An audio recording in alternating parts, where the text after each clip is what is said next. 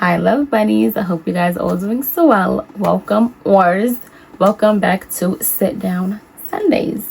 In today's video we are going to be going over something that's irking my nerves just a dash, which are overlined, overdrawn lips. It's starting to look crazy. If you guys would like to hear my thought process on this topic, be sure to continue to keep on watching. Okay loves, so we are going to be talking about this trend. It's not really new. It's been something that has been going on for quite some time, but you know, I see it's making its way back. It's making its rounds again, so I said, you know what, let me talk about it. And that is overdrawn lips. Nows. Let's see. One, right? Jesus decided to bless some people with fuller lips naturally, and some people he said, you know what, I don't think you really need them. So I would assume that's kind of how it happened. And it's kind of crazy that it's one thing to line your lips and it's another thing to overdraw a tiny bit, and then it's another thing to just go completely crazy and draw like a whole new lip, and now it's visible, and now you're on the verge and you're now in the realm of ridiculousness. Okay, there's always a line that people always like to jump over it, hop, skip, and jump over that line, right? Now, I understand that sometimes, you know, females want fuller lips. Sometimes they're not the most happiest with what they have. I get it. You know, if I had anything other than mine's that I have, I probably would feel a type of way as well. But of course, as you know, when it comes to makeup, it allows you to transform, it allows you to enhance things, it allows you to highlight things, it allows you to hide things, conceal things, which is the art behind makeup artistry. And I think it's such an amazing thing, right? But then there's always a line that people like to go and hop, skip, jump, and fly over it, right? And then we get into the realm of ridiculousness. As per usual, I'm going to show you some examples, and then of course end it with the way that we can tweak it and tailor it to you. So we have this first picture, right? This person is a celebrity. She is a model, and yeah, you see, this looks crazy, right?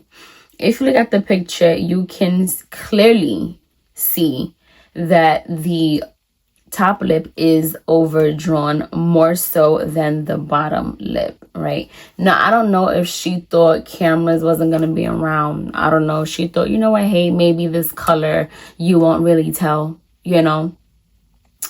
But, you know, honey, I can tell, I can see, right? If you look closely, the top part is overdrawn significantly as opposed to the bottom. The bottom lip looks as though it's just the outer edge that is outlined a little bit more, whereas the top, it looks like a hole, honey, that's almost an inch over her cupid's bow. This looks crazy. You know my favorite words, crazy and ridiculous. At this point, you can see it. It doesn't look natural to any capacity. And looking at it, I would assume she's trying to have the top lip and the bottom lip look even. I would assume that's why she overlined and overdrawn the top lip so much bigger to possibly match the fullness of the bottom lip. But it doesn't look good. The color choice doesn't look good. The finish of the lip product doesn't look good. And again, you can definitely tell that she overdrawn her lips. And next image. Now, I don't know if this is possibly the same day or a different day, because the lips look kind of similar.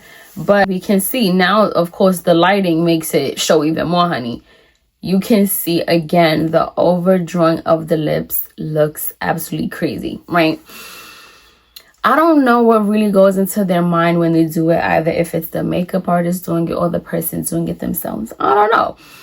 But it's like, but as you think of it as when you're coloring in something, right, there's lines, right, that clearly makes up the image. So if you color over the line, it's gonna look a little crazy, right? But if you was to use a marker and you draw on the line, it makes more sense. And then you blend out the edges and then make it look unison as how you get whatever effect that you're trying to get, right? It's the same exact thing when it comes to lip liners and doing your lips. This looks wild to me. Again, the top is overly drawn where it is very obvious that you can see, and it really just looks wild. Okay, I'm not understanding.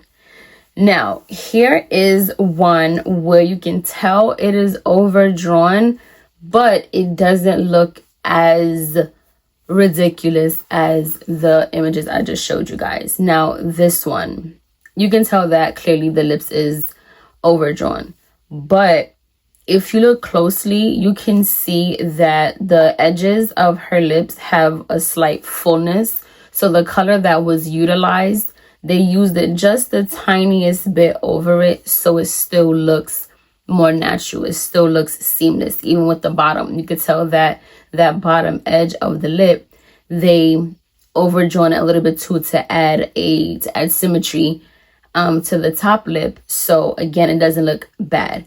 At the same time though, if you look at it, the color that was chosen actually looks good and it complements her skin tone, and it's kind of not too off from her skin tone, and I would assume it's not too off from her natural lip color, which is why it doesn't look as noticeable. And this is more of a wearable way to overdraw or outline your lips. Right now, this one doesn't look as bad as it can look, if that makes sense.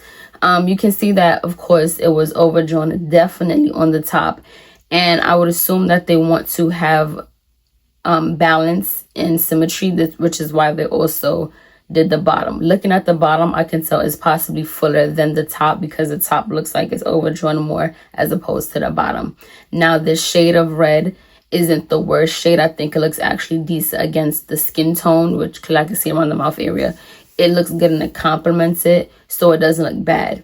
Also, it looks very sharp because there's a possibility that after they did the lips, they utilized concealer to clean it up, so it looks even more sharp. So this, although you can tell it's overdrawn, it's not as noticeable as the young lady that I showed you in the beginning, right? My little 2 cents. When it comes to lining your lips, one, I do like lining lips. I think you should, because one, that's how certain lipsticks and lip glosses, lip oils, that's how most lip products looks even better. Excuse me. Looks even better is when you line your lip, right? Because the lip color that you're utilizing can help to shift the color of what you are putting on. Hence, as you guys see, I am wearing a brown lip liner, a very pale nude lipstick, and a very pale nude pink, but it comes together because of the liner that I use. Hold on, honey.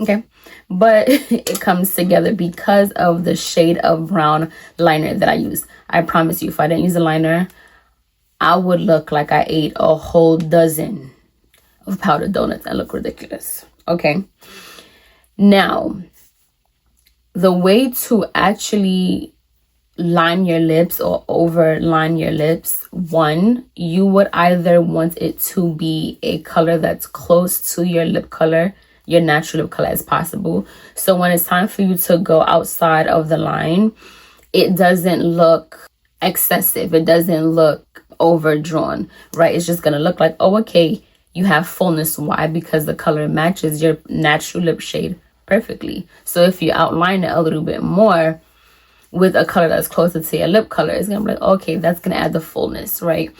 Then also when you do a little bit of tricks of adding, like you see me, I already have naturally full lips, but when I put on, say, a lighter shade and I focus it in the middle, and when I put a gloss, that's what's going to add even more fullness to the lips. as opposed to a matte shade, right? Or another little trick is if you wear makeup and you're wanting to do and have a fullness of your lips, you're gonna want to take your not your concealer, you're gonna want to take your contour shade, right? Not your bronzer shade, more so your contour shade, because a true contour shade, that's more of a gray, right? And when you add something that's more of a gray, which is a cool tone, that is going to add shadow and dimension. So if you was to put that at the top of your cupid's bow and at the bottom here and like blend it out a bit, that's already going to add fullness to that area. Then you're going to go in and use whatever liner it is that you want to utilize, right? Also, depending on the colors that you're using. And when you are overlining your lips, if you choose to do so, you want to kind of know what you're trying to do, right? People would overline their lips most likely 9 times out of 10 for balance and symmetry. Some people have a bigger top lip than the bottom. Some people have a more bigger bottom than the top. Some people have a line for lips. So most of the time, 9 times out of 10, it is for symmetry. So one, you have to know exactly what it is that you're trying to achieve. Do you want to achieve a cupid's bow? Do you want your lips to be more rounded? Do you want it to be for like, what is the end goal? And that's how you navigate that. Don't just take a pencil and overdraw it because you see everyone else does. As I always tell you guys, you have to do things to tailor it to you so it suits you. Every single one of us, we don't all have the same eye shape, face shape, nose shape, lip shape. We don't. We have to look in the mirror and see, okay, this is what I have. This is what I want to tweak. This is what I want to enhance. And this is how I go about it, right? Me personally, 9 times out of 10 or 10 times out of 10, you will never see me overlining my lips because I naturally have fuller lips. So if anything, I'm literally always drawing exactly on where my lip line is. And then you guys always see I just fill it in, put my lip gloss, put my lipstick, whatever the case may be, and that's it. So I'm most likely never gonna play around in that field. But there are, again, clients and other people who would want that. So these are the little tips and tricks that you can, if you did want to achieve that look. And of course, any type of a gloss or shimmer is also always going to add a fullness to it because of the glossiness of it is just going to make it look even more fuller and sexy if that is the pout that you are trying to go for.